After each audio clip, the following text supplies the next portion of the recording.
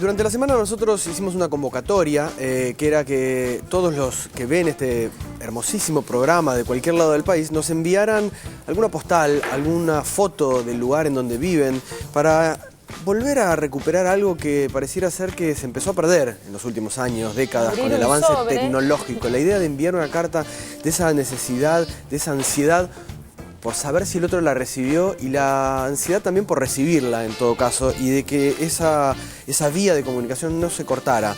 Eso también era motivo de que hoy vamos a tener aquí en el piso a dos personas que tienen mucho que ver, directamente que ver, con este libro que se llama De Padre a Hija, libro compilado, ordenado, escrito, novelado tal vez de alguna manera por Cecilia Scalisi, a partir de una caja con un montón de escritos de postales, de estampillas, de saludos de cumpleaños y demás, que Georgina Ginastera encontró de cartas que su padre Alberto le había enviado. Para conocer más sobre Alberto Ginastera los invito a ver estas imágenes.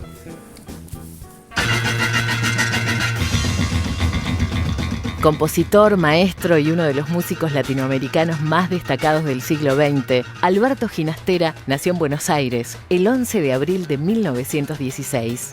A los 7 años comenzó sus estudios musicales y con 21 presentó su primera obra maestra, la suite de ballet Panambí, que le valió un gran reconocimiento en nuestro país.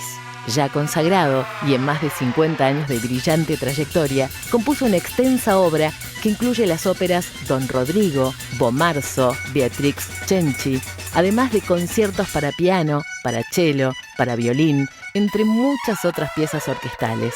Ginastera formó la Liga de Compositores de la Argentina, fundó y dirigió la Facultad de Música de la Universidad Católica, la Escuela de Altos Estudios Musicales del Instituto Di Tella y el Conservatorio de Música de La Plata.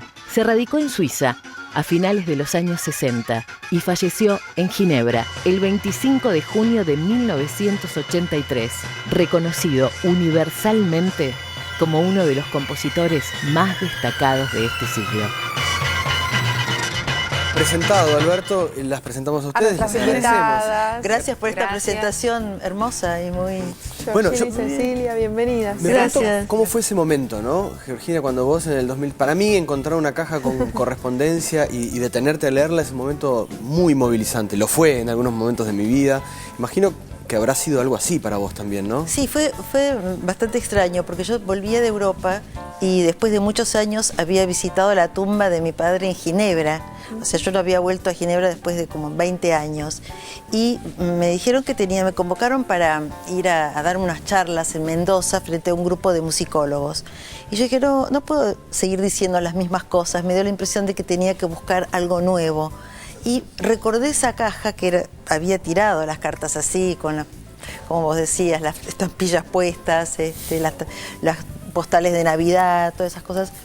Y empecé a leerlas y me encontré en un primer momento con cosas muy interesantes acerca de sus reflexiones sobre el arte, sobre la dificultad para escribir, sobre lo que es ser un artista, la trascendencia del arte. En fin, en ese primer momento me concentré solo en eso y dejé de lado la parte familiar, claro, la parte emotiva.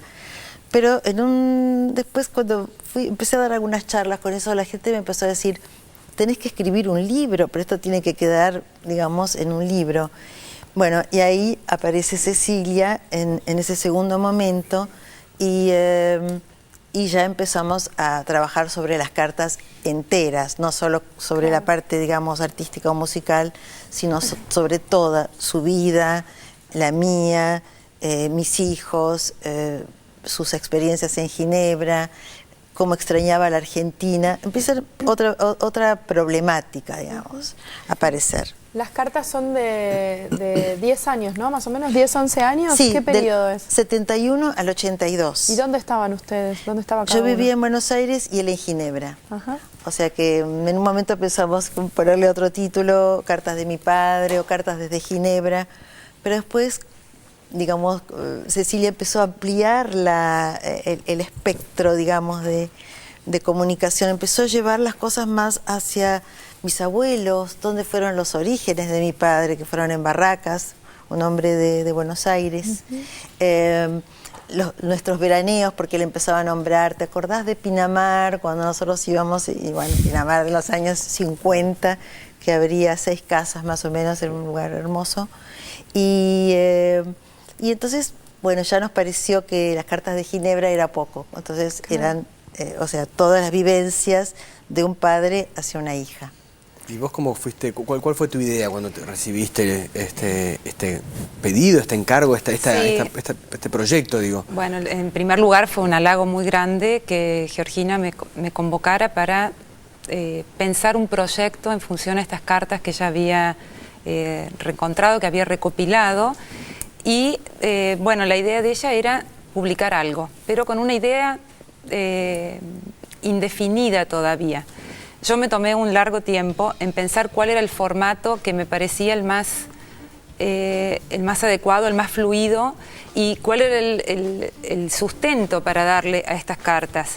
Georgina en un principio tenía la idea de hacer algo, comentar las cartas o presentarlas ordenadas por temas, y a mí me parecía que era una cosa como muy fría, y que el punto principal, el punto más fuerte de esto era el vínculo entre el padre y la hija, y por ende contar la historia familiar.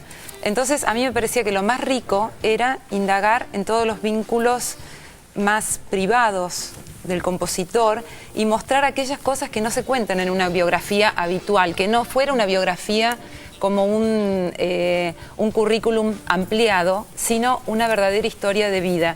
Y empecé a explorar esos otros territorios, digamos, de la creación que tienen que ver con la vida privada del músico. Y por eso entonces fui ahondando en todo lo más íntimo de esa vida. Y un punto también que fue como un quiebre en el proyecto, que fue muy importante, que era, Georgina me había invitado como periodista, digamos, de una manera un poco, digamos, para coordinar ese vínculo, pero le hice una propuesta muy diferente. Un día vine y le dije, Georgina, creo que esto tiene que ser una novela, porque va a haber mucho en un campo muy emotivo, y esto tiene que estar narrado, ficcionado, y en una primera persona, donde la protagonista, que es la voz que yo adopto, es la de la propia hija. Y eso fue lo que terminó de definir el formato. Sí, yo en un principio te digo que me asusté bastante, porque digo, ¿cómo va a ser Cecilia para ponerse en mi voz, no? Bueno, trabajamos 2 años en realidad, Cecilia, para eso trabajamos mucho, pero una cosa es que ella me entreviste a mí y yo le contaba las experiencias, y otra cosa que ella lo reescriba en primera persona, claro, como si fuera yo. Pero cuando leí los primeros... ¿Te acordás, Cecilia, que me diste un capítulo que era el que hablábamos de Barracas y la casa de mis abuelos? Y yo le había dado una descripción, y Cecilia me preguntaba, ¿pero cómo era cuando entrabas? Yo digo, bueno, era marrón, así, había una salita acá, pero el comedor, ¿dónde estaba a la derecha? Bueno, y yo leí ese primer capítulo, y digo, pero es como si yo estuviera entrando en la casa de mis abuelos y ver las mismas cosas, los mismos muebles, la misma atmósfera. Me pareció realmente increíble. Yo a partir de eso, bueno...